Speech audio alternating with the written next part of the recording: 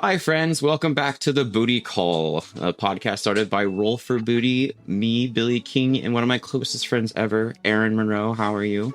Hello, hello, hello. We are joined here today with someone absolutely awesome. I had the pleasure of meeting them at GirlCon in Seattle a few months ago. This is Liana McKensie. Hi. Hi, happy to be here. So stoked. You are the creator of the Valor System, correct? Yes. Absolutely. And I had a bunch of questions. Like starters, how long did it take for you to create this? So, Quinn and I, Quinn is the co-creator. We were college roommates, back in at Western Washington University in 2006 when I was like, hey, we should make a game system, because I just spent the last half a year trying to make Bleach and D&D 3.5, and it was kind of a nightmare. So being huge anime fans and nerds and whatever notwithstanding, we sat down and we started working on it, and we officially released the book in 2015. So about 9, almost 10 years in development. And then we Quinn is the smart one and is not super interested in the business aspect. So they're just like, well, I just want it to exist, and now I can play it and enjoy it.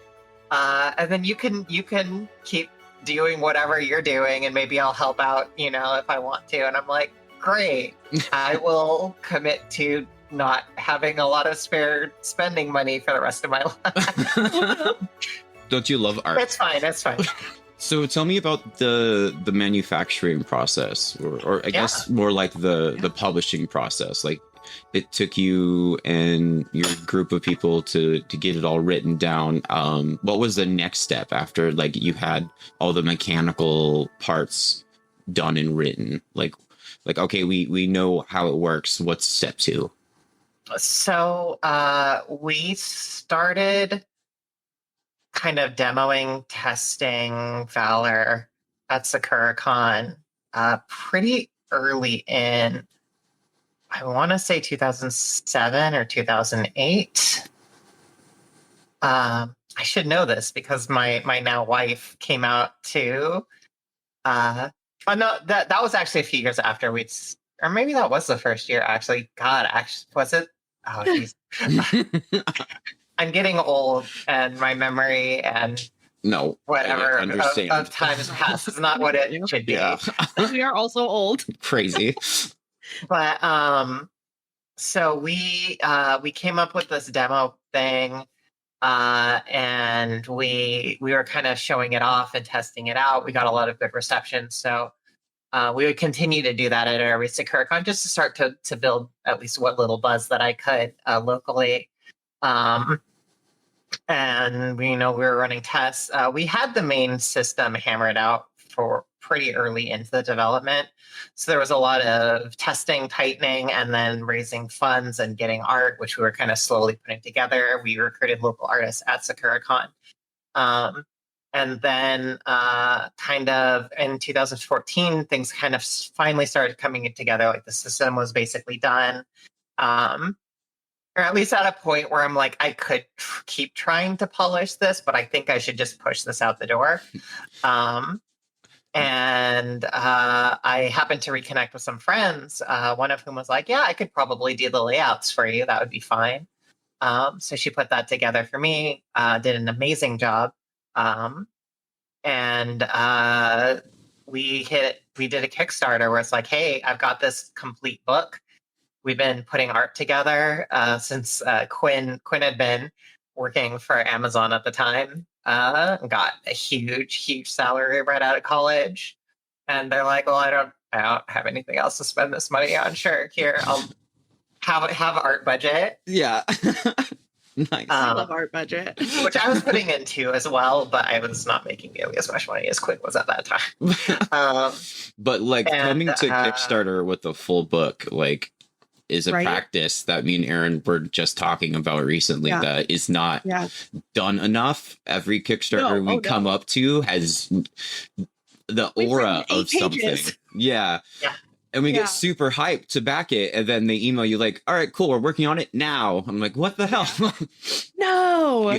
Yeah. And so the fact that you came to it like, no, it's written. It's we just need the money to physically form it together is so impressive. Yeah. Well, and we didn't actually do the physical copy first. We said we needed, because we needed some extra money just to get like the layouts and stuff done. Mm. So it was like, we'll do a digital release. We did a very modest $2,100 goal, I think it was. Basically, I am a businesswoman. Like I am a designer, but I'm also a business person. So I try and be at least very cognizant to like what I can reliably expect from people. So it's like, It's okay, this is what I'm going to do. I've got a good hook. This is an anime style tabletop RPG system. However, it is not D&D, so there goes like 90% of any possible funding that I could possibly expect. Cool. Okay. What is the minimum possible amount of money I could raise to make this happen? $2,100 calculated from the extra like layout and stuff that we've been quoted and what we needed to do to get it into a good PDF form. Cool. All right. So we've got that. And I know I'm totally unknown. So I'm coming in with a book that is done. And then we put it down and people backed us. And for the stretch goal, and this is where I kind of screwed myself, I basically put it up to like 5,000 for a print run, which was way underselling that. And we hit that. So we did commit to that print run, that hardcover, which is what I really wanted to do. Yeah. But really, realistically, if I'd wanted to do a hardcover, I would have needed to get like 5,000 each, at least on its own. Oof. Which is about what I did when we just did the reprint not too long ago, which I just got the reprint Nice. copies into our storage. I haven't even had a chance to put hands on them because I'm recovering from colon cancer surgery right now, so I can't actually do it. Yeah, how are you doing? We can take a break to ask if are you doing okay? Like I know I'm doing pretty well. Actually, I just went out, had a nice kind of date with my wife. We were down in Kinokuniya, picked up some manga, had a nice lunch.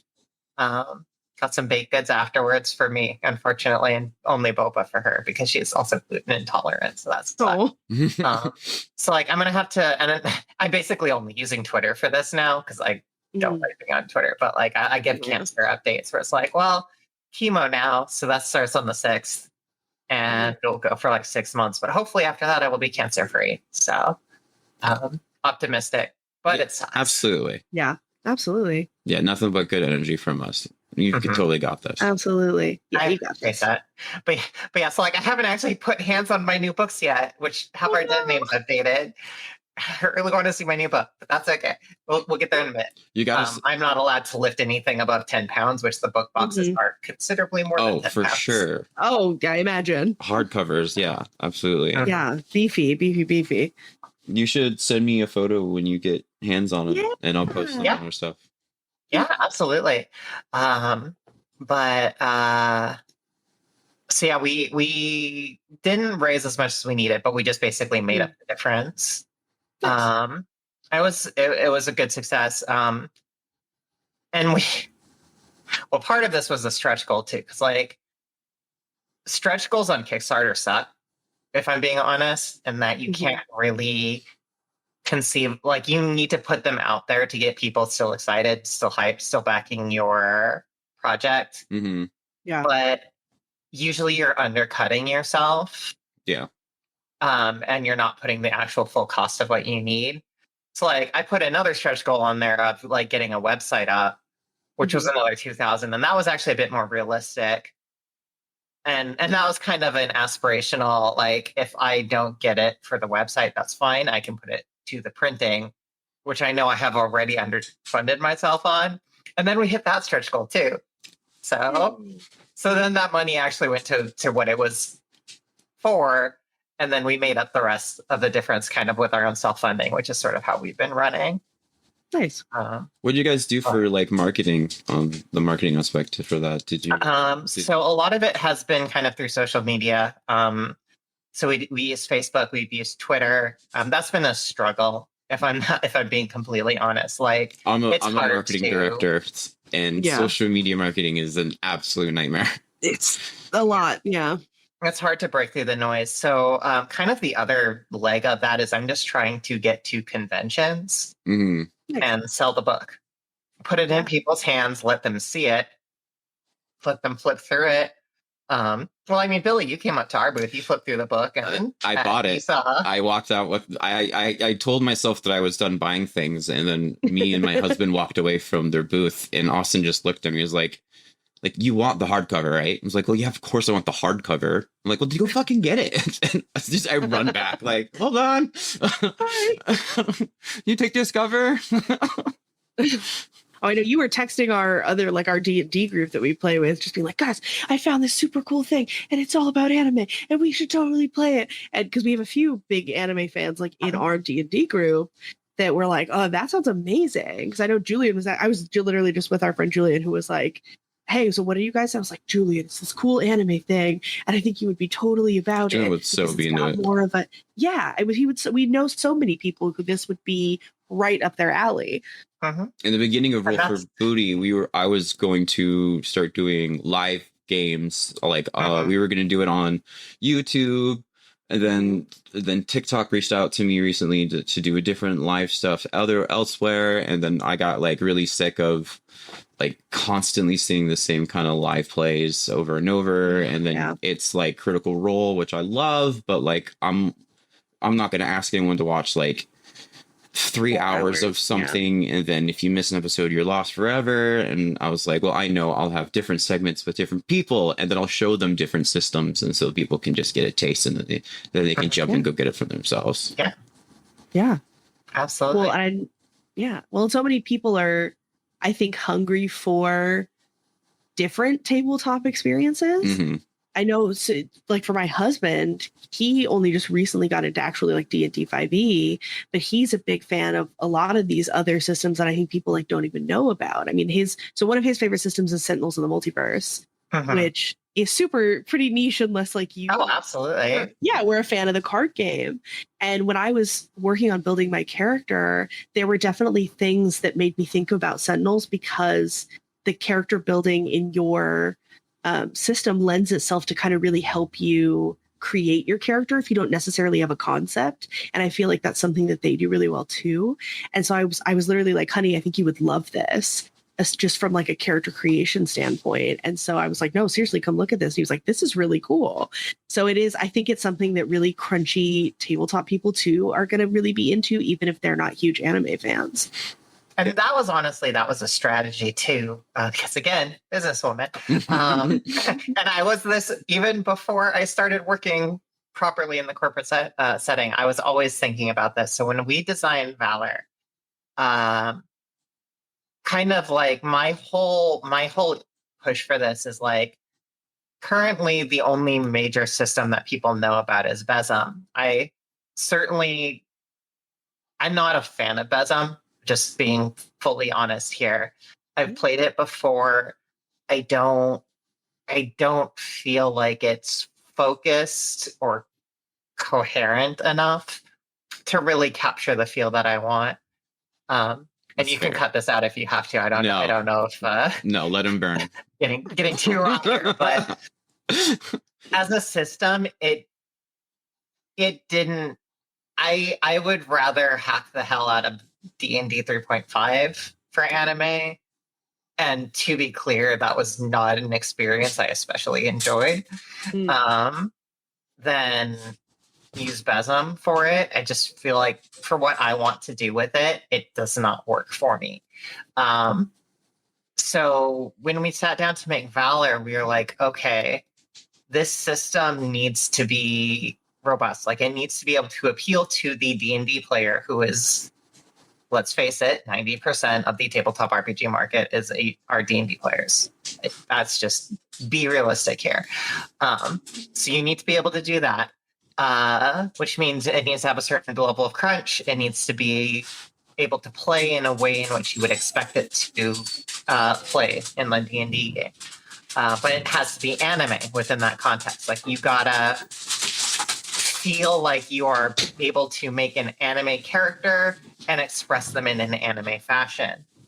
So that's where kind of the concept of Valor the Stat comes in, where it was actually based off the will stat in the Super Robot Wars tactical RPGs, of which we are, Quinn and I are both enormous fans. In Super Robot Wars, will kind of represents the character's fighting spirit, right? It's very much that shonen, like, the more will I have, I hit harder, I do a lot of other things. So Valor kind of was our expression of that. And that it's a role play oriented stat that will kind of go up and ramp up over the course of a scene to make the scene more dramatic the longer it goes on. So we worked on, tightening up those mechanics. The modularity of the system was really, Quinn took a lot of charge on that, because they'd done some dev work in the past and worked with a bunch of systems where it seemed like a good way to, like, hand people building blocks to make kind of whatever character they wanted. So we worked on building modular abilities that could just kind of slot into anything, and then focusing in on our attributes. Instead, we used a D10 instead of a D20, since D20 has such a huge variance that it's hard to balance your stats around a single D20 roll and have the stats mean much when compared to just the roll itself, because it can be such a huge thing. Like, if your base AC is 17, your bonuses are going to matter somewhat, but the die itself could just blow that out of the water anyway. Yeah.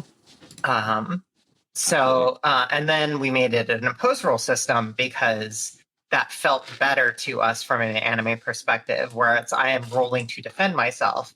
And it also flattened our rolling curve even further. So now it's a stealth 2d10 system, so that you will get more predictable rolls, and then you can use Valor to overcome those rolls, to maintain a strong narrative center, which is something, in my opinion, D&D struggles with, because it uses that single D20, and because the roll variation is so high, and because there aren't a lot of kind of twist of fate mechanics to help you avoid things, it becomes super swingy, and like random death and all sorts of odd things.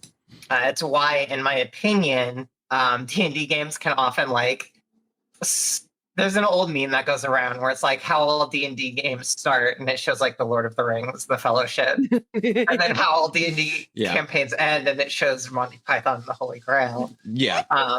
Which, like, part of that's just players, right? Like, players are going to do that.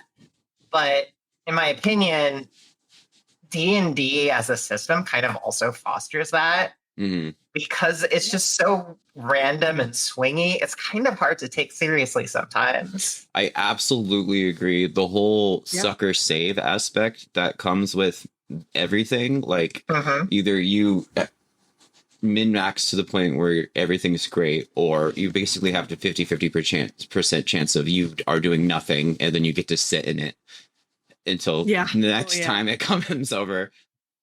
Yeah, and that's totally like, that doesn't feel good, especially in a tabletop RPG game where you are playing a single character who, and in which combat could easily take an hour to get through a single round. That's actually why Valor doesn't have full stunts.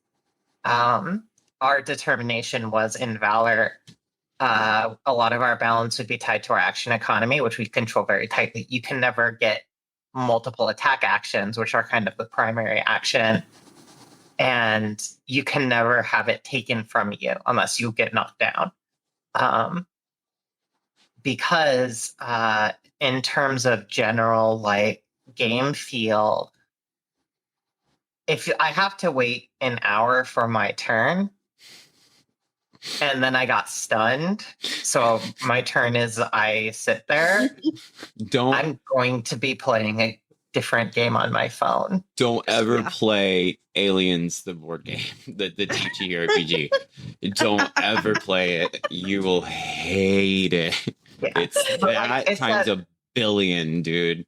Yeah. It's but like, so if you bad. think about that, like, if your game is making me play another game on my cell phone while I'm waiting for it to be my turn, something's kind of gone wrong here. Yeah, we've missed the point for sure. Yeah. Oh yeah. Well, and especially like for people who maybe have never tabletop role played before, or like it wasn't a culture that they like have been associated with, that is something that it's hard to get people to get over that hurdle into getting into it. And Oh, so absolutely.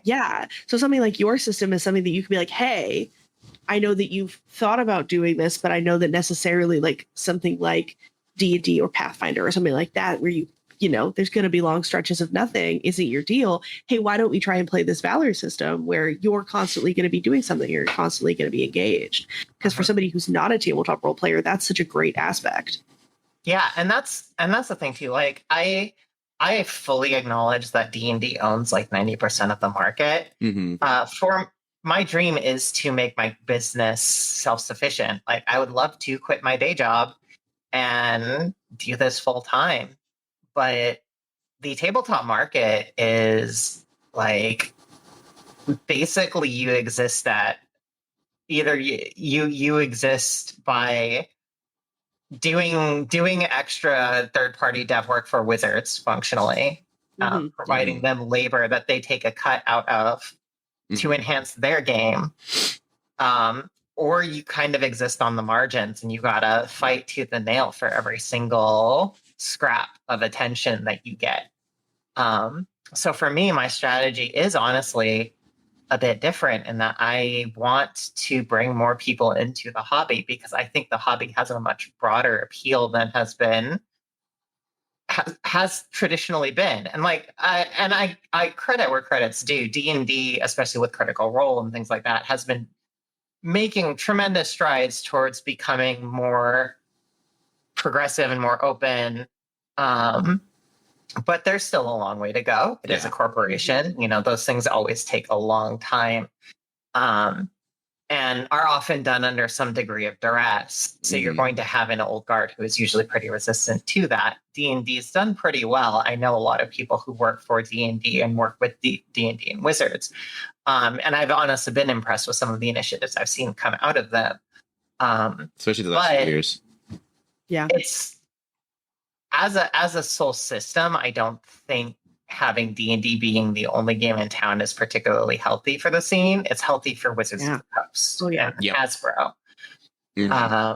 So our strategy, and you know, this is hard because I'm self-funded based on my day job and my time, and you know, apparently I had to go catch cancer, so you know that's gonna make things even harder in the short term. But a lot of what I do is I want to find new markets. I want to bring new people in, because I've known a lot of people who are like femme, queer, people of color, some combination thereof, who could not get into D&D because of a lot of the problems we just talked about, where, you know, like you're saying, around waiting for your turn, or even like just how it doesn't feel necessarily rewarding to roleplay in it, which was something that we worked on with Valor and the Valor system, where because talking is a free action, people are constantly like bantering and like shouting at each other and at the villains in the scene because they know that they can get Valor, but that also makes them more invested in the scene. And then also because they're required to defend themselves with a die roll, even when it's not your turn, you're still engaged in the gameplay, because if you're getting attacked, not only do you have to roll a die to defend yourself, you do have to make a tactical decision. Like if I am attacking you with muscle and you are good at agility and spirit, you have to decide which penalty you want, because agility, if you get hit by this attack, you'll take a bit of extra damage. But if you defend with spirit, no matter what happens, you have to pay some of your stamina, your mana pool. So there's even that small tactical decision requires you to still be engaged even when it's not your turn.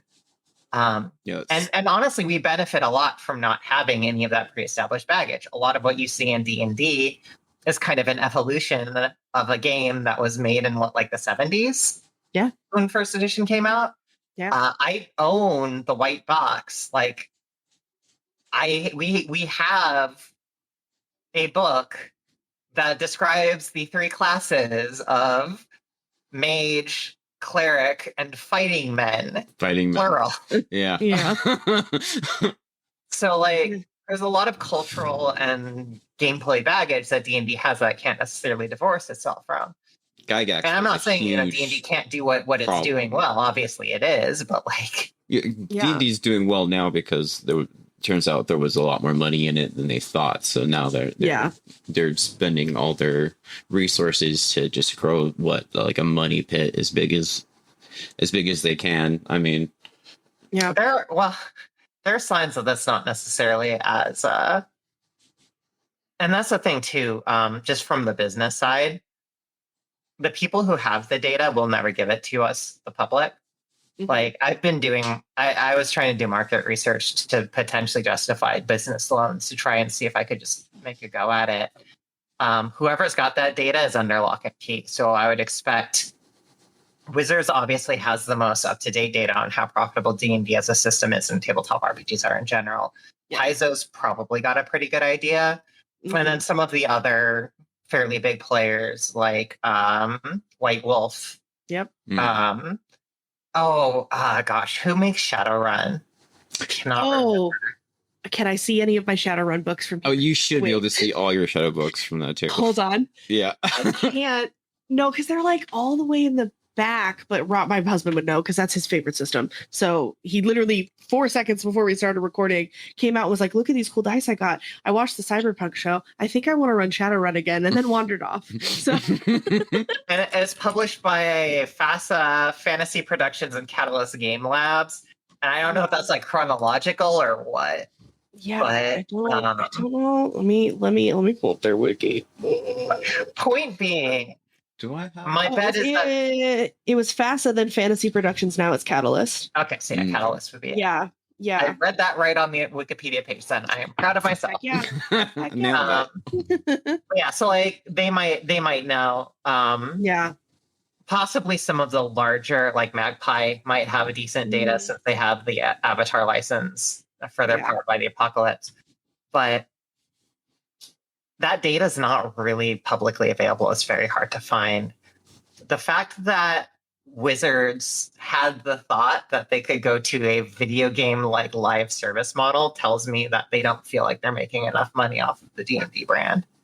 That no, you mentioned the whole thing about them trying to take back the open license. Yeah. Well, they lost their cash cow doing make everyone who's profiting off that pay them. Yeah. Well, not did they though? Big a sign. I mean, no one really like did how much of the moving away from D&D stuff is the thing. True. Because people know, like I know that if I were doing D&D at the production values I'm at, just from like my market research, looking at like Kickstarters and stuff like that, I could raise 10 times as much money as I do for Valor. I mean, yeah, true. I mean, look at God, what's the one that Robert just backed? That Crooked Moon. Yeah, look at Crooked Moon. I mean, they're a 5e supplement, and they've made $3 million in the course of like 2 weeks. So yeah, but it's. I mean, and that's the thing is that I'm glad at least that we are starting to see more of a move away and that some of these more independent systems are gaining traction. Because I know for me, something I backed, a year or so ago was Thirsty Sword Lesbians. Eva had worked on that. And and it got a bunch of backing. I mean, they hit all of their stretch goals. They were able to pay all their artists 50% more, which was amazing. And the system itself is very cool and very adaptable and really lends itself fully to role play. There's almost no combat. So yeah, it's very easy to I'm glad to see. Yeah, I'm glad to see too that it also was a queer project that got backed so heavily too. Was really just fantastic to see. And Evil Hat's done very well with the fake horror. Oh yeah. Yeah. All right. Well, that was really lovely. I really enjoyed that conversation. Are you ready to jump into the game? Excellent. All right. So, welcome to Valorous Chef. The Valorous Chef competition is a very popular competition, and combat chefs will face off first against some fearsome food monsters, and then eventually against each other in a head-on-head cooking battle, of which the winners will receive a single wish granted by the mystical power of the cooking gods. So your team here is Alex Nishimura, is that right? Yes. And then Mint to be. And we are going to throw you right into the arena for the first challenge, which is that you will need to take on some shambling salads and the sirloin dragon. It will hopefully be a reasonably balanced but breezy encounter. I actually sat down to everyone since there are only two of you. I thought you were going to say reasonably balanced breakfast. I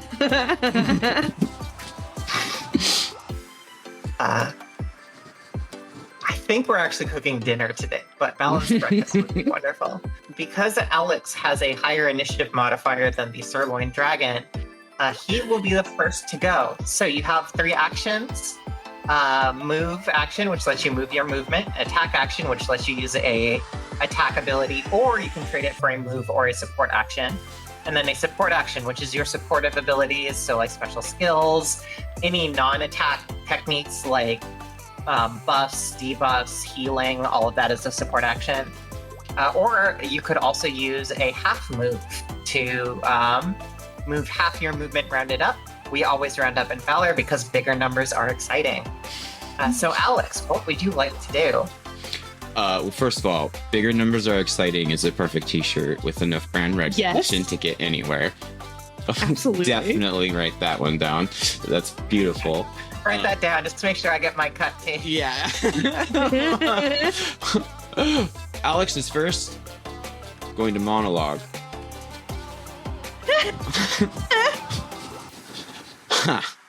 It's me, Alex Nishimura. Gang members stole my grandfather, the world-renowned cook, and to just get him back home with me, I have to fight my way to the top of any cooking championship I can find. And then I'm going to go punch that guy. All right, so first off, I'm going to give you a Valor, and let me explain Valor for the viewers at home. Valor is a stat that typically starts at 0, unless you have special skills or abilities, and slowly increases over the course of a scene up to a maximum of 10. You may spend 3 Valor to overdrive, and overdrives have a lot of cool effects, like adding bonuses to your dice roll after the dice have been cast, or temporarily healing yourself, or recovering a lot of your stamina. All kinds of fun abilities that you can use to kind of break your limits and go beyond. Valor normally goes up at the end of every scene, or every round, excuse me. So like after everyone has taken their turn, everyone gets 1 Valor. But if you do cool roleplay and other special things like that, super dramatic monologues, shouting attack names, descriptions, I can give you more Valor as the GM. So I'm going to give you 1 extra Valor, Alex. Thank you. I don't think I can reach him, so I think I'm going to defend. Would you like to take a support action to do half of a move and move 3 additional spaces? I would love that. Note to self, Alex is melee only. I do have a friendship heal, but we'll get to there. I also have friendship things. We are anime characters. So yeah. So we both just went for friendship. For friendship. Awesome. So, suplex is the technique? Yes. All right. So you rolled a 12, and that does 60 muscle 5. damage, 60 physical. So the shambling salad is not particularly muscular. So I am going to have it defend itself with, let's say, agility.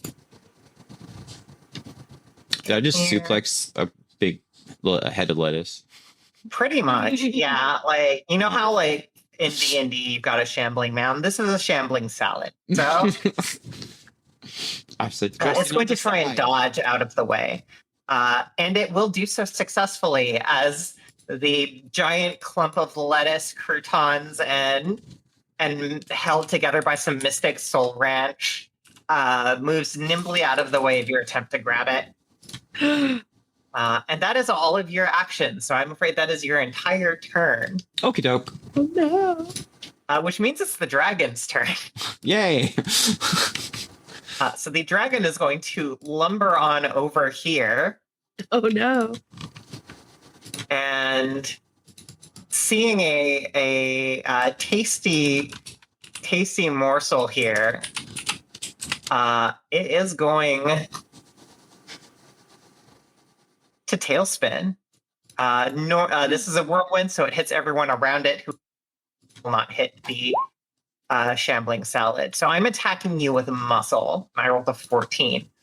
Okay. It looks like your muscle is probably pretty good. So I would personally just advise defending with your muscle. And if you go all the way down to the bottom, there should be the 5 defense stats that you can roll in your attributes tab. 16. So you block it handily. Heck yeah. Yeah. You won't stop me from finding my grandfather. And I'll give you an extra valor for that. Meant to be. Beautiful. So Mint's gonna tighten her wrist strap, and she's gonna say, I think it's time for this guy to take a chill pill. And I'm gonna move. And then you will get a valor for that. Yes. I'm gonna move also over there, which my move is 5. Can I get to him? I don't think so. You can move diagonals too, are same as normal movement for everybody. 1, 2, 3, 4, 5. Yeah, I can just get there. 2, 3, 4, 5. Beautiful. And then I'm going to use chill out and attack him. Yeah. All right. Oh. And that is a very bad roll. So that is a hit. So you can now push the dragon. I think I'm going to want to push him. So the small bush, you will push him over, but the larger bush is a tree. So if you push him into that, you will do extra damage to him. Ooh, then let's do that. All right. So it's going to go 1, and then it's only the center point that actually stops the movement.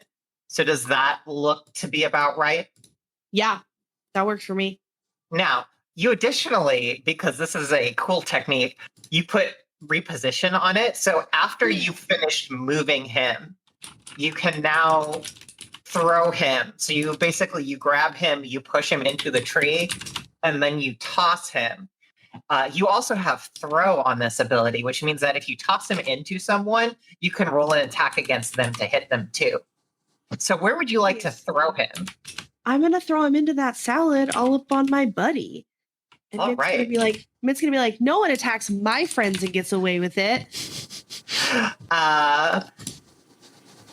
Yeah, I'll give you one more valor. You're both capped out. Like I tend to only give so much valor per turn. So I'm going to cap you both at 2, but I think you both well deserved it. So would you like to roll a second attack roll against the salad here?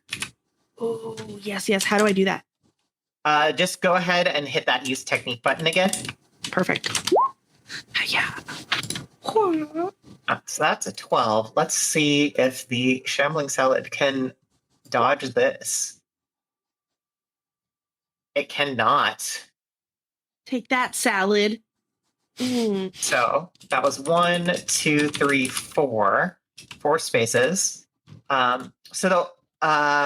Normally this does 46 damage. However, because you hit it into a tree and then you hit it into another thing, you will get 2 extra increments of damage on top of your normal damage. And your damage increment is, if I'm not mistaken, 6. Yeah. So you'll get an extra 12 damage on top of that, putting your total unmitigated damage up 58. But the dragon is fairly tough. So Yeah. after its defenses, you will do 34 damage to it. And the shambling salad is kind of weak and it just explodes. Yeah. Nuked. Nuked. Take that, salad. The other one is going to take its turn, however. And I lost the initiative because I got rid of the wrong one. So it's going to take its turn, and it is going to shoot some razor sharp lettuce at you. Oh no! Is a dexterity-based attack. So I would. How is your dexterity? It's semi decent. It's not bad. If your dexterity is 9, that's as high as it can get. It's not. It's 6, so it's it's not terrible. Yeah, we added some text in the character creation too, because like something we didn't explicitly spell out in our initial release, which all errata and all PDFs, so the new print and the PDFs will have this, is basically you always want to have like 2 stats at maximum, so you're going to be good at like 2 stats. Or if you're building a balanced fighter like your character, you want to do at level 1 an 8-6-6 split. So that you have the highest rolling stats. So you'll see now I gave you a 12-10-10. So that means that those 3 stats are your best stats and you're always rolling at maximum. I like it. But you nimbly dodge out of the way of the shambling salad, which means it is a new round, and that means everyone gets 1 valor except for the shambling salad because it is a weak loser. Yeah. Owned. Vegetables. It's just a side dish. I didn't even have space to put the chocolate flan in here to fight because there are so few of you.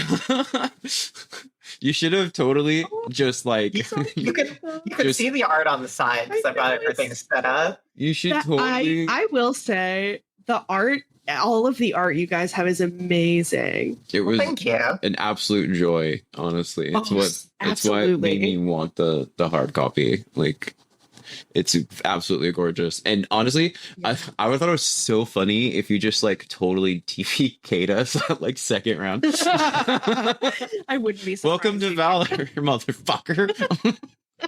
I will say the sirloin dragon is supposed to be a master, so it's supposed to have like twice the health and attack twice if you have a party of 4 or more people. But I dropped him down a bit in terms of strength because I am a Valor in general wants GMs to be a bit nicer, right? Like we're more about collaborative storytelling than we are player versus game master. Especially because it's very easy for the game master to win. You can just make something 5 levels higher than the players and they won't be able to hit it. Yeah. So it's like it's not fun to just overpower the party completely for anybody. And there's so many nightmare stories of people who are put themselves out there finally and went to a game and they got stuck with the DM who's living out some power fantasy. Yeah, dude. Although I will say, correlate to that, because we've done this a few times. Usually around the end of season 2, it's a great idea to make your level 10 characters fight level 15 characters and get their asses beat. Hey. That's very anime. You have to lose. It is very anime. Yeah. So that when they come back at the end of season 3, they can then fight those characters as the final boss. I love it. That's so beat them. But Alex, you are up again. Okay. I am going to pull out 2 frying pans, and then I'm going to start spinning wildly, and I'm going to use my skill Pans Akimbo. Pans Akimbo. Excellent. And that was a good description too, so you will get a Valor for that. We don't just play. We also want to encourage good descriptive language and all of that. Perfect. I, in a line, just spin through him. It is better tactically to line up monsters, but I couldn't wait to use Pants Akimbo. So there's reposition 6, so we'll just say I land there. Okay. And what did I even roll? 11. I'm not sure you rolled the right technique. Let me take a look at your techniques here. Yes, please. Pans Akimbo. Okay, rush attack. All right, there we go. Thank you. I am not seeing your ultimate in here. I haven't put it in yet. I was gonna sneakily put it in on someone else's turn. All right, so here's the thing. You did not hit. However, you do have 3 Valor. Oh. So if you would like, you can spend 3 Valor to boost your roll by 5 and turn that miss into it. I will absolutely do that. So, he misses, but what he doesn't know is part 2 of Pans Akimbo. I let go of the pans. Excellent. All right, so you're going to overdrive to turn that into a hit. And it now does 85 damage. Oh, that is way higher. Thank you. Also, I was accidentally looking at the wrong number last time, so I'm not gonna adjust for the higher defense total. But with its actual defense, you will instead do 53 damage. Still very respectable. Awesome. Heck yeah. Show that dragon who's boss. Where's my grandpa? Don't forget, though, that's going to cost you quite a bit of stamina. Yes. I'm just gonna make some minute adjustments here. So that costs you 6 stamina, and suplex costs you 5. Got it. So I'm at 33 now. Perfect. Next up is the dragon. The dragon is trying to decide who it wants to retaliate against. Because you are both doing damage to it, and it does not much care for that. However, why choose just one? Oh no. Oh no. When you could choose both? So I'm going to use the double claw attack, which is 2 large claws going out in a line. Which means one looks like... one second. One looks like that, and one looks like that. Which means you are both being targeted. And this is a muscle-based attack, which fortunately you are both muscle heads. So, first attack will go against Alex, and the second attack will go against Mint 2B, which means 17 versus Alex, and a mere 13 versus Mint. Ooh. Oh, 13. You made it. So I have some bad news for you. Ties in Valor resolve in favor of the aggressor of an action, which means a 13 does not block a 13. So you will both take 70 points of damage. Minus your defense. Mint, you are up. And I will mention something you've noticed. Is magic does seem to be more effective than physical against this monster. Yeah. Oh no. Oh no. It's not a huge difference, but it is something you have noticed. I don't think Alex notices anything. Yeah. It's fine. You're actually both very dumb. Yeah. It's pretty canon for me and Aerin to come to the street with the same fucking character. Yeah. Oh, and Alex, don't forget you did get 1 Valor from your last action, so you are back at 1. Perfect. Thank you very much.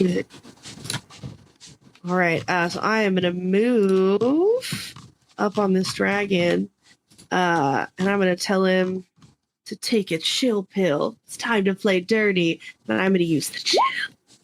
And I will give you a Valor for that. I feel so special. Hang on, I need to look at this technique here. Please do. please look at it. I stole it and tweaked it from someone else.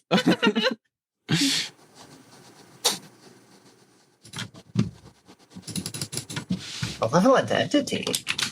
Yeah. I liked that flaw. Thought it was interesting. You can technically do that. It's very hard to make malevolent entity work the way you want it to work. without special abilities that we haven't added to the core system. No worries. So if you want, you can keep that. Or if you prefer, I can have you put something that will be a bit more globally effective. Yeah, give me tips. So would you like to make it slower, which seems to fit something called the chill? Yeah. And would you like to reduce either its defense or its resistance?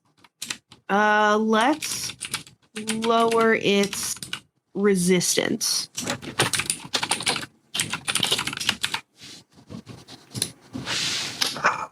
See?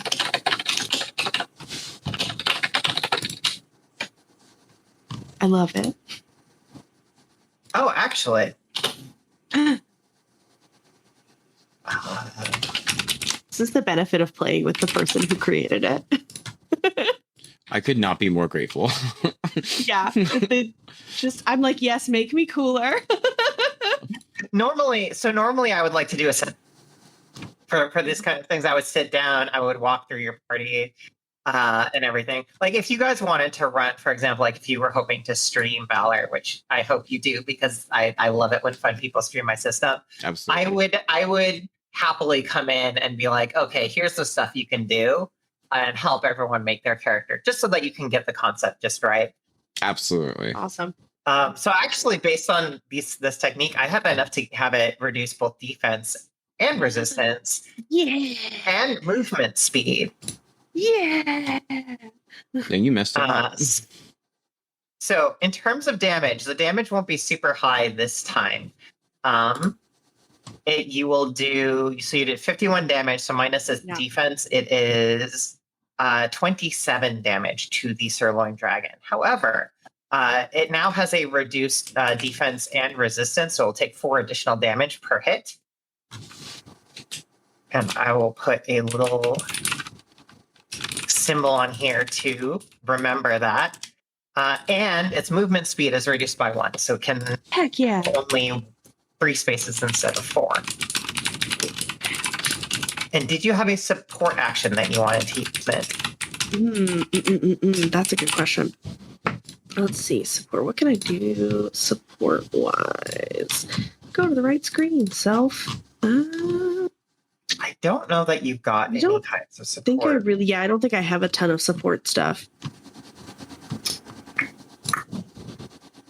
I have improved swimming. Yeah, because you got I almost took improved swimming.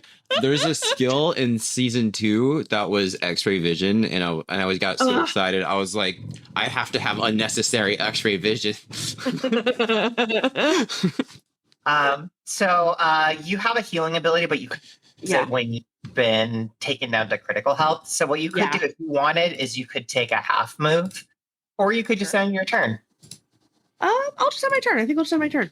All right, sounds good. Yeah. The shambling salad's going to spit more razor lettuce at you because you are in range and it doesn't want to get too close to you.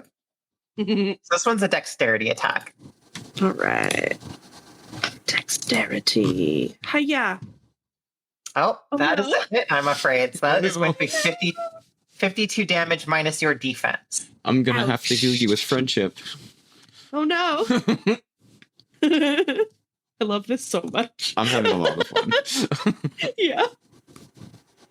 Oh, and if I didn't already, you did get 1 valor from your excellent shouting. So +1 valor to everyone, which means Mint to be should be at 5 valor, and Alex should be at 2 valor. Perfect. And Alex, I will direct you to a boost that I gave you, which is now usable. Or the boost that you had there that I improved for you. Which one? It is your yes, chief. Oh, it's supposed to be chef. I'm very bad at spelling. Yes, chef. Yes, chef. So what yes, chef does for you now, if you use it, is that one supposed to only be usable on yourself? Yes. Wait. No, it was when it was level 1, and then it grew into something stronger with time. Yeah. This is currently its only melee range. So if you want, you can make it for a self-only boost, which will make it slightly cheaper. Or you can just leave it as is. I think I'm gonna heal Aerin or Min to be with the power of my friendship. Okay. And Do it. use Don't Give Up. So I will mention Don't Give Up only has a range of 3. Okay, so I will 1, 2, 3, 4, 5, and then shoot. 1, 2, 3. Additionally, let's talk about zone of control. When you want to move outside of a space occupied by an enemy, it takes 2 movement instead of 1. However, Gotcha. You should still be able to do what you wanted to do by going 1, not shapes. So 1, 2, 3, 4. So you should still be able to do that, or 1, 2, 3, 4. Oh, I see what you mean. And then use the support to do a half. Nice. But actually, hang on, because you were in the zone of or were you here or here? I was here. Yeah, there. So what you want to do is go 1, 2, 3, 4, 5, and that will get you where you want it to go. Because you move diagonal and then you move around it, so you can do that basically, and then now you can use your healing. That makes sense. I wasn't thinking diagonally at all. Let's see if I wrote this correctly. Believe in you. Yeah. Don't give up. All right, 27 health. This. Thanks, buddy. I lose 4 stamina. Okay. And you still have an attack action. I am gonna suplex. Is there a way to like figure out how he's looking? Like, is there a? Do you have? No. Yes. No. I literally have the oblivious flaw. Yeah. So neither of you are mine characters, so not for you, but I will tell you when the dragon is at critical health. Got it. Okay. And then yes, I'm gonna give him another suplex. All right. So suplex. Oh, unfortunately, you were not able to roll very well there. Let's see. So I rolled a 13. You have 2 Valor currently. I'm gonna save it. Did you want to? Well, if you wanted to, you could try and monologue your way up to 3 Valor and get an overdrive. I've only got a couple monologues left in me, and I want to save it for my ultimate. All right. So you will let that lie then, and suplex fails. You will still need to spend the stamina for that, however. Just about to ask. Perfect. Which means it is the dragon's turn. Which also means that we are looking at... so the dragon rears up on its hind legs, because this is kind of a noodle dragon here. And it gives a massive roar as super, super hot barbecue sauce explodes from it, coating everything within 2 spaces of each other, which would be both of you. Sticky. So that will be 1 and 2. Ooh. I am gonna. Okay at it. So Alex, you're the 11. I'm gonna try to use. Can I use dexterity to get out of the way? Yes. So if you decide to defend with dexterity, you will. If you fail to defend, you will take an extra increment of damage. Okay. Because my aura is not gonna work. Yeah. If you defend with your aura, you might get crit, which is a lot more damage than if you fail to dex dodge. What happens if you fail for resolve? Wrecked right now. I'm sorry, what's that? What happens if you fail with resolve? So for resolve, so long as you have at least 2 valor, you can defend with resolve at no further penalty. Does it get rid of the valor? No, you just have to have it. Gotcha. Resolve is a defensive stat, so it is the optimal defense substitution, but you just need to have a certain amount of valor in your tank to do that. Awesome. Which you do have. I'm absolutely doing that. And I beat it. and you beat it. However, the dragon is going to overdrive. Oh no! barbecue sauce. Ah! So you will both take 66 damage minus your resistance. Oh. Ouchie. And that is the dragon's turn. Meant to be. Ugh. Well, I want to get away from this dragon, and this salad has been a thorn in my side. So I'm going to blend it up. Yeah, which means I rush it. And then I whirlwind attack it. So it's... Oh, and I need to move first? Yep, and remember, moving out of the dragon's... moving out of a space adjacent to the dragon is 2 movement, not 1. The 1, 2... So I'd go 3. 4. 4. So you can get right up to it if you use your support action for your additional. Yeah, I will blend it up. Take that tiny salad. All right. And the salad is going to defend itself with dexterity. And you can't even overdrive and turn that into a hit, unfortunately. This salad! This salad is your arch enemy.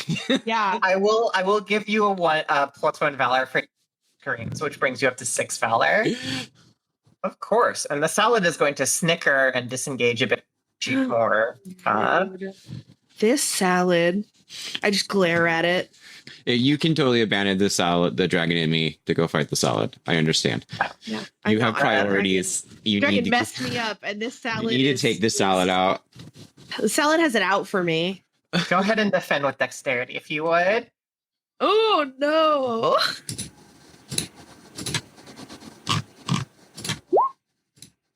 Oh. And that's a 1. So you'll take 52 damage minus your defense. But on the plus side, +1 valor to everybody. Yay! And Alex, you're up.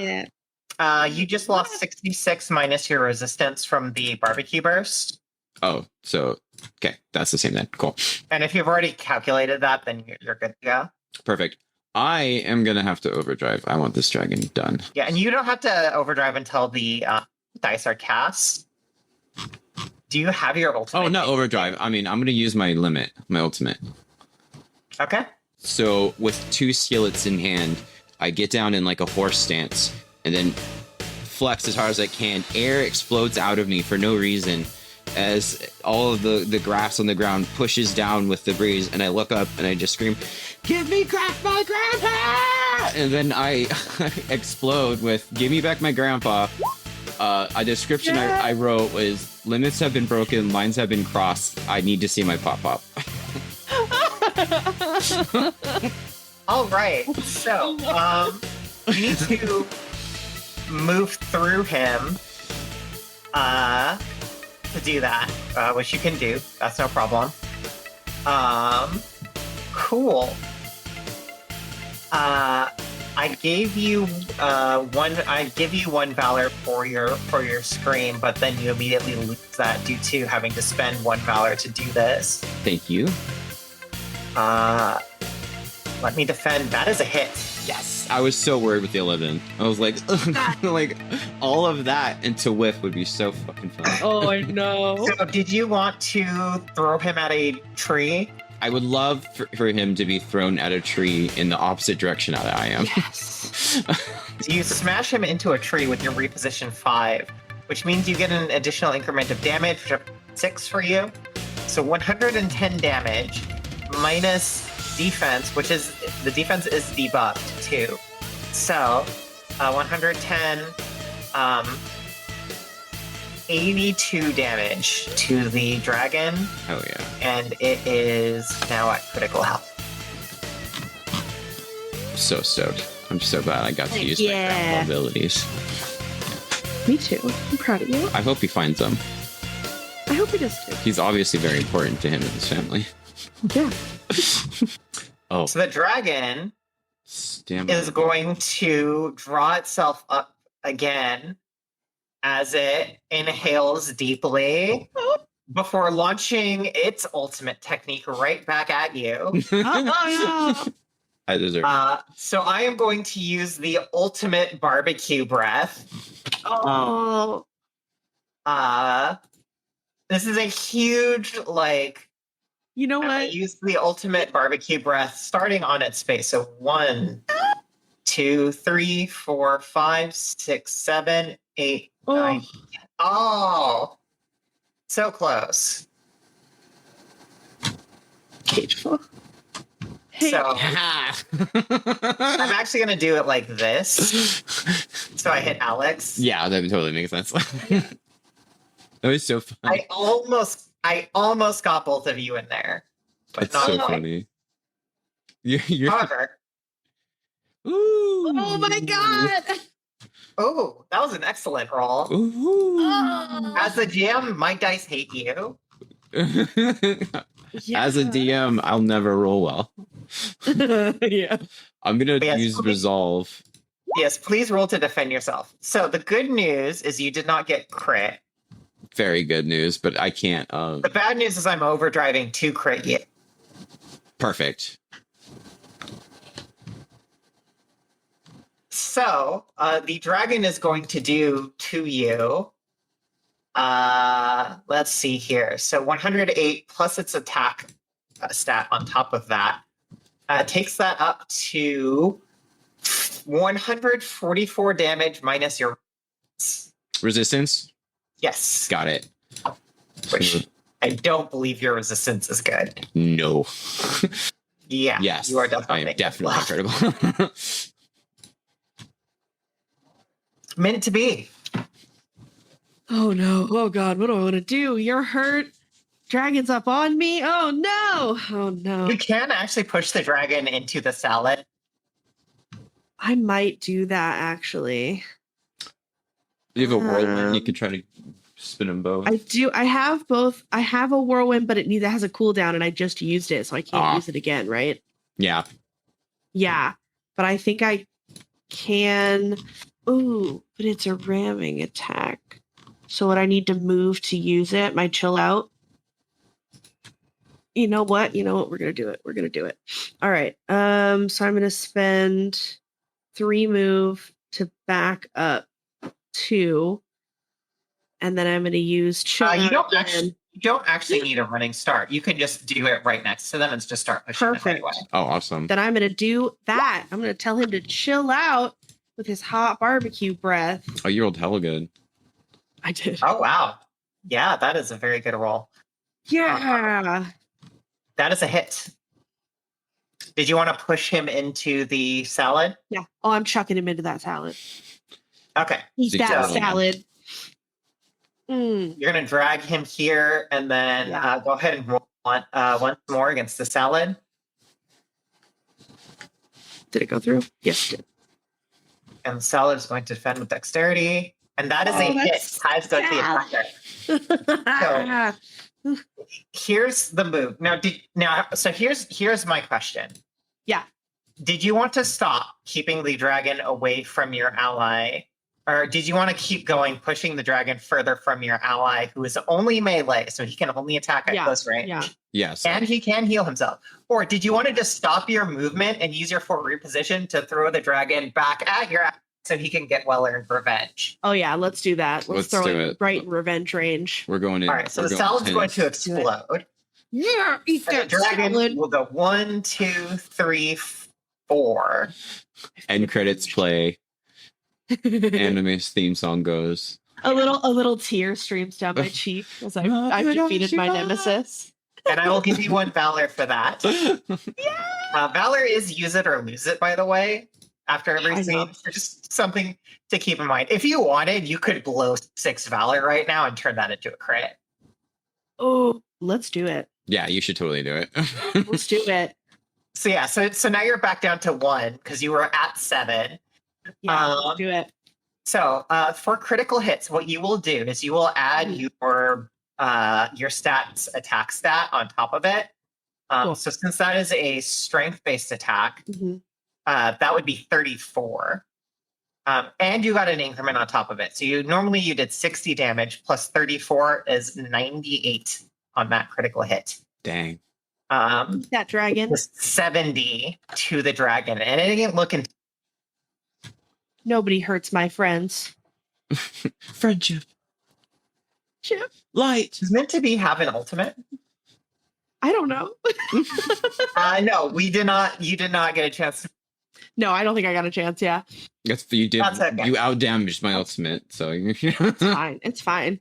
+1 Valor to everybody. Initiative resets. So Alex should be at 4 and Minty should be at 2. Yes. And Alex, you are up. 1, 2, 3, 4, 5, and I am going to use Pan's Akimbo Kimbo. once again. Is that your rush attack? It is my rush attack.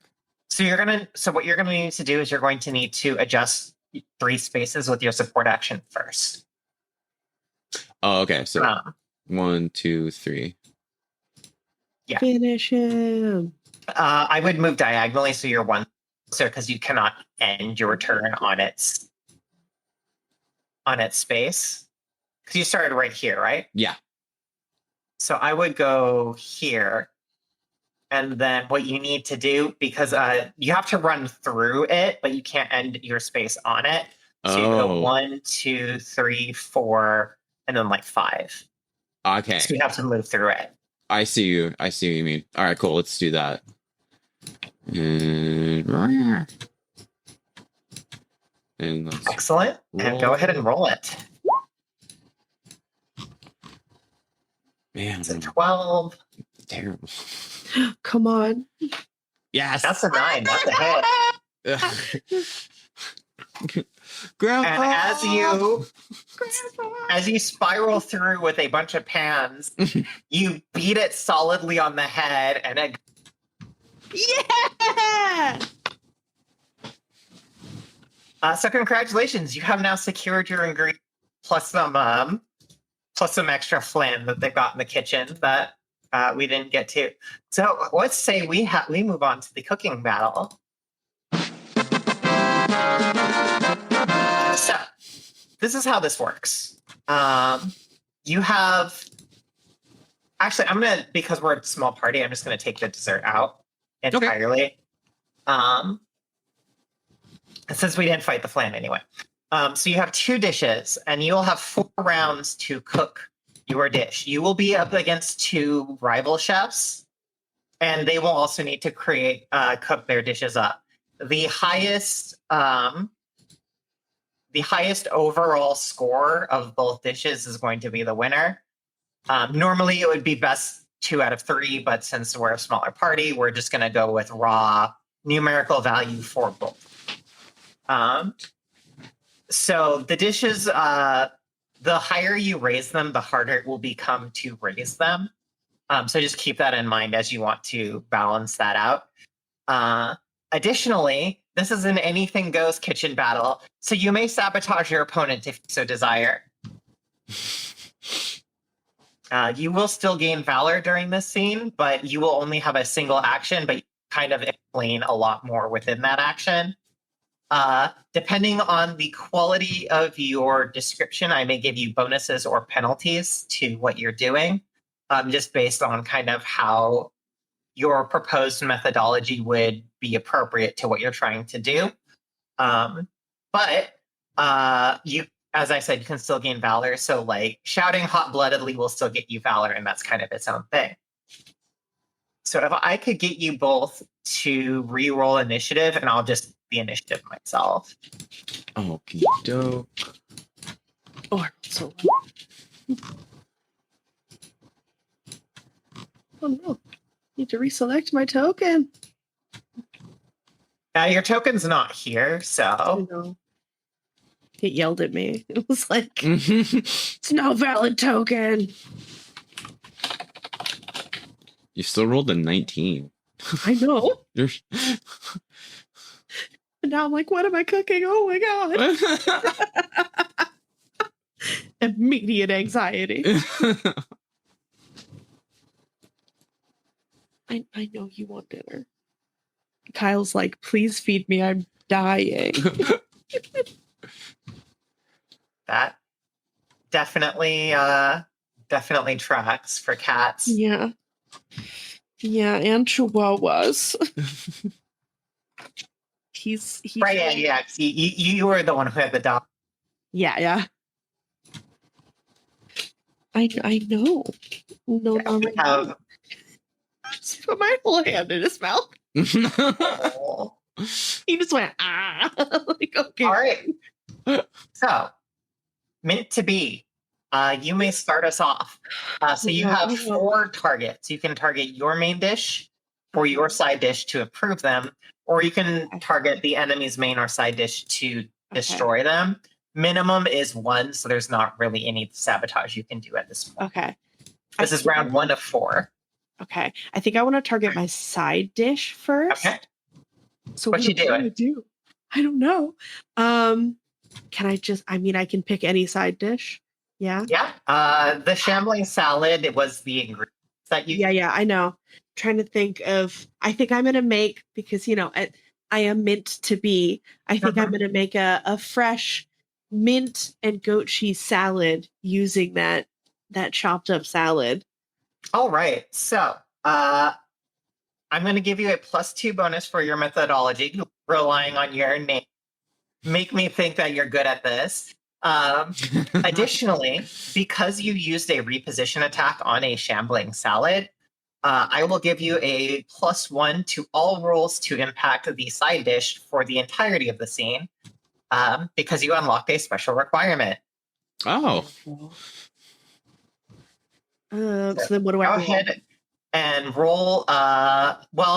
What stat do you think is being used here? Justify one of your stats to me.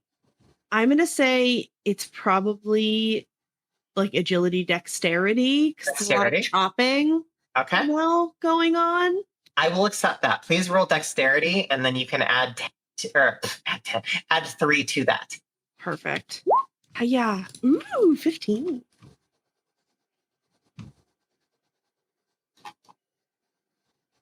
All right.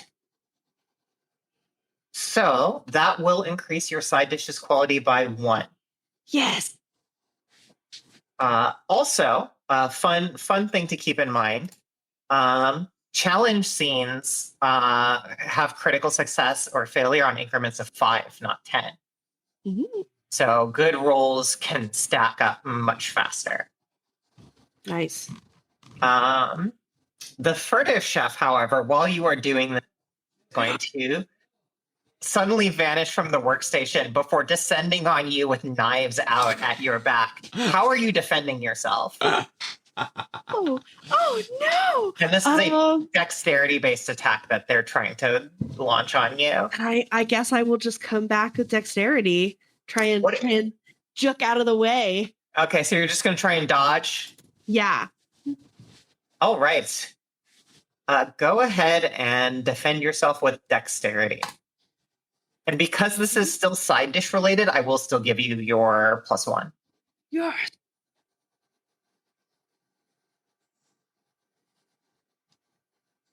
So you gracefully dodge out of the way, and the side dish is unharmed. Yeah. Work so hard for this salad. The disaster chef is going to start trying to prep their own salad. And for some reason, your salad starts smoking as if it's about to catch fire. So I need you to defend with aura. And again, this is a side dish-based ability, so you will get a +1 overall. It is an aura-based defense. Yeah. But yeah. So somebody coming for my salad. So for some reason, like this disaster on like trying to work on their own thing, and the table that your salad is sitting on just ignites in a blaze. But you're able to put it out very well, and you notice that the extra heat has somehow kind of given your lettuce a very interesting texture. It's kind of crisped it up a bit, but it's not a bad thing. It's actually kind of neat. Like you can work with this. So the disaster chef failed this opposition so badly that they actually improved your salad in their intent to sabotage it. My salad is unstoppable. Alex, you are up. All right. I pull out my equipment and I go, all right, Grandpa, I know you're there. I'm gonna use this ancient Nishimura trick you've taught me, and then I'm gonna go over to the guy that tried to stab her, the frivolous chef, and suplex him. Okay. So I will tell you right now, you cannot sabotage their dishes. So in attacking him, did you want to try to improve your dish somehow? Because if you can think of a way to do that, then you can actually make a roll to try and improve your dish. Can I grab him and use his head to tenderize my main dish, which is steak? Yes, you may. Which chef are you trying to do this to? The furtive chef that tried to stab her. All right. So the furtive chef is going to attempt to redirect your momentum and send you back with something less useful. So go ahead and roll it. Also, you used some heat-based moves for against the dragon, did you not? Yes. So you will also have a +1 to your main dishes for that secret requirement. My pans. Yeah. So you, with that +1, grab the furtive chef and you tenderize your meat real nicely here. Completely innocent statement, I assure you.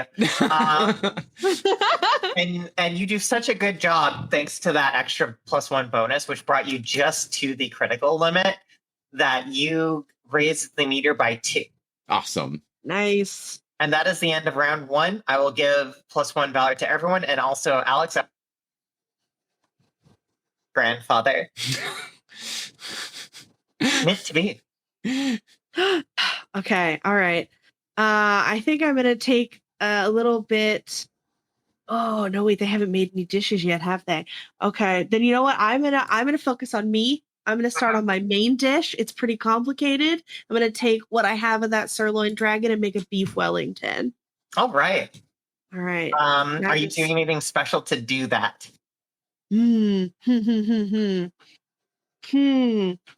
think I'm really gonna use my muscle to get that perfect flaky crust. So I'm gonna really knead that dough and work that butter in for those layers using my beefy arms. All right, I'll give you a +3 total, including that includes extra bonus. So go ahead and roll your muscle. All right, not bad. Very good. That is actually still a critical success. So you were doing very well for yourself.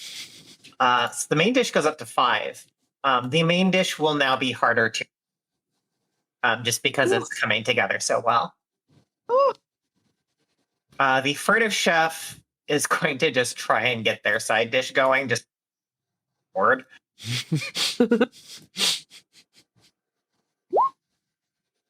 Ooh. Pretty good. So they are basically taking their knives now. Very, very interesting thing as they start cutting up all of the salad ingredients. And they actually will critically succeed at that. The disaster chef starts like raising their hands and creating a giant spirit bomb. And it looks like they're going to throw it right at you. But then they drop it on their own main dish instead because they are a disaster.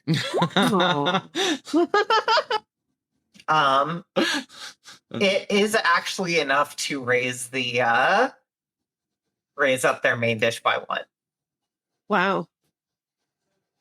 Alex. I'm proud of him. I am going to do my side dish now. I'm going to take the salad, shambling salad, and I'm going to blend it up and make like a green smoothie. And it's already good. And I've been told so many times not to put my very hot family passed down peppers into my salad. And I want to do it so bad. I would like to roll resolve to not ruin my side dish. Okay. Go ahead and roll resolve. The siren song of the pepper calls to you. Describe your methodology to improve this using these peppers. He doesn't. All seeds, all of it. He thinks of himself in a fleeted moment of self-resolve that did I succeed or did I fail? Oh, you failed. Yeah. So all the seeds, the stem, and he sadly thinks that no, this time it'll be good. All right, so I'm going to give you 2 valor for fighting with yourself to the point that you made yourself roll. That's good stuff. I will, however, give you a -3 to your, overall to your roll for the side dish. So go ahead and roll that if you would. Oh no! So the good news is you didn't critically fail. The bad news is you did fail. Oh yeah. Oh, rough. But Alex thinks it's going to be okay this time. All right, +1 valor to everyone. Initiative resets. Meant to be. Yes. And remember, you can overdrive to add 5 to any roll. All right. Okay. And this is round 3 of 4. Okay, round 3 of 4. You know what? I gotta go after Furtive Chef. I gotta take revenge. All right. Yeah. So I'm going to. What side dish are they working on? They're working on a salad. Yeah, they're chopping up. Okay. All right. Lettuce and such. I'm gonna try and use my swiftness to sneak in and just dump a bunch of sugar onto their salad. Okay. I'll give you +2 total. Okay. All right. Okay. Hiya. And they are going to. So that's a 14 for you. Yeah. So they are. They're going to, without missing a beat, as they're chopping their salad, just throw knives at you on your way up. Oh no.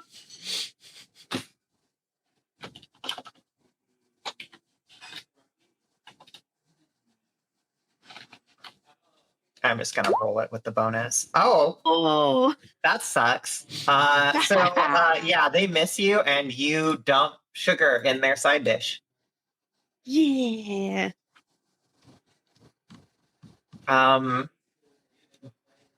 They want to strike back, but they are going to be restrained by the fact that their salad's in pretty shitty shape. Take that. I want to hit you, but my salad is just not looking My good. salad.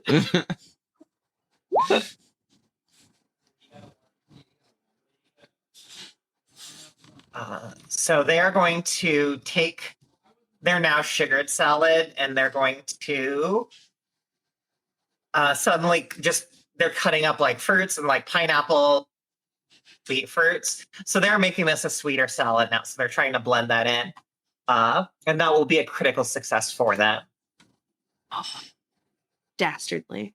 Fruit salad. The furtive chef, meanwhile, is going to attempt to work on their own dish. And suddenly your main dish is about to explode. Or the disaster chef is going to do this. So who would like to defend the main dish? This is a aura-based attack. Ooh, what's your aura, Billy? Not good. Okay, mine is 9, so 3. You don't have to defend with aura in this, by the way. So basically, you sense that they're trying to like use their heat magic to warm their dish, but because they are such a disaster, that magic is flowing into yours to the point where it seems like your dish might explode. It's both of ours. No, okay. Yes, both of ours are like I'm going to use muscle and try to stand in front of it and take the heat. I like it. Okay. I like it. You're a spicy boy. Fuck. Oh no! Oh no! Grandpa! All right, so good news. Your dish does not explode. Bad news, you kind of blow up a little bit. Oh, no. Which means you two are tied currently. Oh. Oh no. Alex, it is your turn. It's all coming down. I am going to go over, irritated that I'm losing, pick up the disastrous chef's main dish and just try to throw it to the other side of the room. Okay.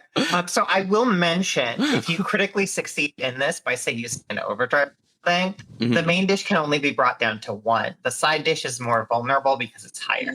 Okay, then yeah, I will be trying to chuck his salad against the wall. Take out that fruit salad. Take it out. I'm over it. All right. The disaster chef is going to throw up his hands meekly to defend himself, and the hands are giant jets of fire at you.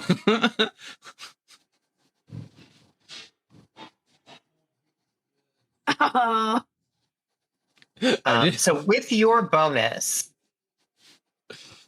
that will bring this down to a 2. I just slam his salad against the wall.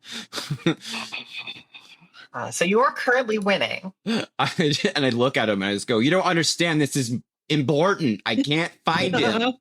And I just go behind you and I go, he has to find his grandpa. It's been.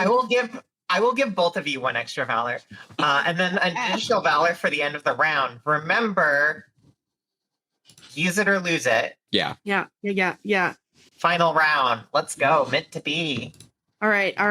I think I'm going to use that valor to try and beef up our salad by adding candied nuts to it. All right. A little flair. I will give you plus. Did you have more, or is that it? No, that was it. Okay, plus 3 total. And then you can use your overdrive, so it'll be plus 8 total. Perfect. And I think I'm going to use aura for this to try and just magically make them beautiful nuts. Sounds good. Go ahead. Yeah. Ooh. Okay, nice. Not bad. Not terrible. With your bonuses, that's a plus 3 as you are working the hell out of this. Furtive Chef is then going to just be behind you and trying to drive daggers into your back. This guy is how are you defending yourself? I think I'm going to defend with muscle. Just try and grit and take it. Okay. Go ahead and roll muscle, and then we'll give you. Damn. Beefy lady. The daggers break off on your back. Yeah. And go flying through the pantry, knocking some spices into the air that perfectly fly over your salad, seasoning it for a final touch. Because you defended so good. So side dish is harder to raise because the main dish did get damaged. It is outside of the harder to raise threshold now. And the disaster chef is just going to try and sabotage you more. Instead going to get their main dish going, because that's just how the so you've already won. But there's nothing wrong with winning even harder. So what are you going to do, Alex? Finish us out strong. I am going to realize the folly that I made with my smoothie and try to last minute make a side salad, even though it will be barely a serving for one person.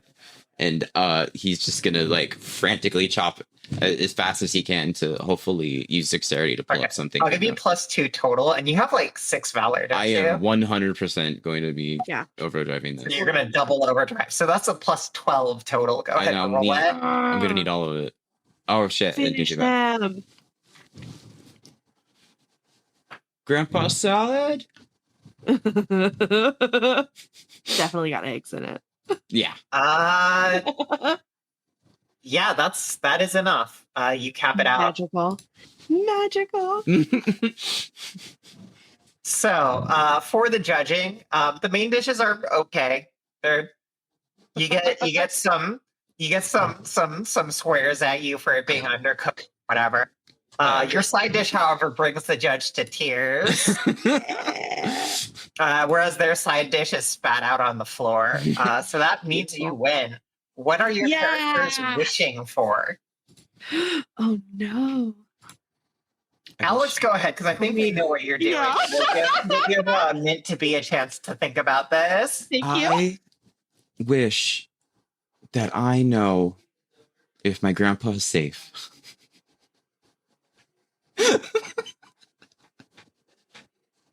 I'm very dumb. The eternal cooking dragon has granted your wish. You know that your grandpa kind of takes pity on you, so he'll give you a vision of your who's sitting on some kind of like half-deserted island, like peacefully farming to himself in the middle of the tropics in a Hawaiian shirt. Beautiful. He needs me, and then I just like start running towards the sea. Oh my god. Okay. So I think because friendship is so important to Mint, my wish will be that we are given the fastest sailboat so that we can go and find Alex's grandpa on this island. Fantastic. You get a very, very sailboat that is sitting on the sea waiting for you to go find grandpa. I'm gonna grab you by the shoulder and go, let's go get him, buddy. I'm gonna look you deep in your eyes and say, do you know how to use a boat?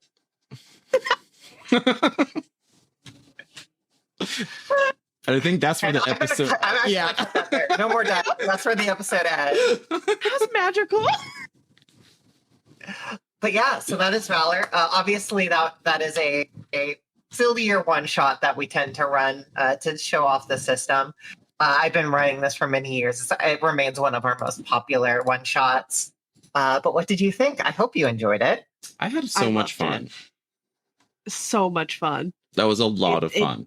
I knew I was gonna have a good time, but I didn't think that my jaw would hurt from laughing and smiling. So oh my god, right? Yeah, just I had such a great scope time. of like possibilities in it is so beautiful. I immediately Just want such to an make utter joy. 8 more characters. Yes. Yeah. Absolutely. Well, and now that you know kind of how the characters I hope you kind of see like the possibilities of the things you can do with the system. Totally. One of the reasons we like to run Valorous Chef is because it gives you a good look at our challenge scenes too, which I'm also very proud about because like we wanted to make non-combat also be super fun and engaging. Yeah, that was as engaging as any combat would be, with as much as possibility as the other one had. Like those 1,000%. Very, very. Well, thank you. I really appreciate that. It always makes me happy when people actually enjoy it, because like so many to enjoy it, but you know I'm still always very thrilled when that actually turns out to be the case in reality. So can you tell our listeners where they could get their own copy of the Valor System? Yeah, absolutely. So you can find Valor valorousgames.com. We have a link to our store. Currently, we are only selling at a slight discount our first print copies. We will be selling the second print, which has all of the text updated to errata, probably starting in December, depending. We are working on getting the Kickstarter backer copies out first, since we like just got that shipment in, and I, being unable to lift things, is going to take us a bit to get everything packaged up. But we're hoping to get that out soon, and then we will swap over to also having the normal copies available, or the updated copies. You can also find us on DriveThruRPG and itch.io. Also Valorous Games for both. Additionally, we do sell our best in class adventure module, which is a cheaper level 1 through 5 book available PDF and paperback. And that is everything you need to play right in that adventure module. So if you wanted to just try the system out for yourself before committing to the full core book, you can pick that up. It's a fun little adventure. I have 13 pre-mades, 3 from Kickstarter and 10 from our standard set. So if you just get the book, you have 10 characters to choose from, plus the additional 3 Kickstarters. And it has a path split because I write way too much. And then additionally, if you go to arch.io, we do have some pre-release copies of our character builder program, which is currently in beta. It does a lot of what the Roll20 sheet does, which you can access the Roll20 sheet for free. It has all of the rules baked into it, but you kind of need the book to input the right skills and whatever. The character builder actually just has the full text for these skills and abilities. So if you are a player, for example, you wanted to buy the character builder, it would just have everything you need in the core book to build your character without all of the extra GM stuff, and that's a bit cheaper. Currently in beta, but once it comes full, all itch people who buy it in the beta form will get a copy and not have to pay anymore for it. We've also got some other content on itch.io, like our alpha for our Tools of the Trade book, which has a lot of new character options and a bunch of other abilities. And much like the character builder, that will be cheaper now. So if you end up getting it on the ground floor with the alpha, you will eventually get a full copy of the completed book at the price that you pay at that time. That's great. Well, I had an absolute blast. Thank you so much for coming. We absolutely loved you. It was such a great time. I've been Billy King. I knew I was going to get you with that. I was thinking that's 30 minutes. Like, I'm totally just going to throw it at her. I know. I'm sorry. I am Aerin Salzmore, and I enjoyed the power of friendship. Who doesn't love the power of friendship? Have a great night, and thank you very much for listening to the Booty Call.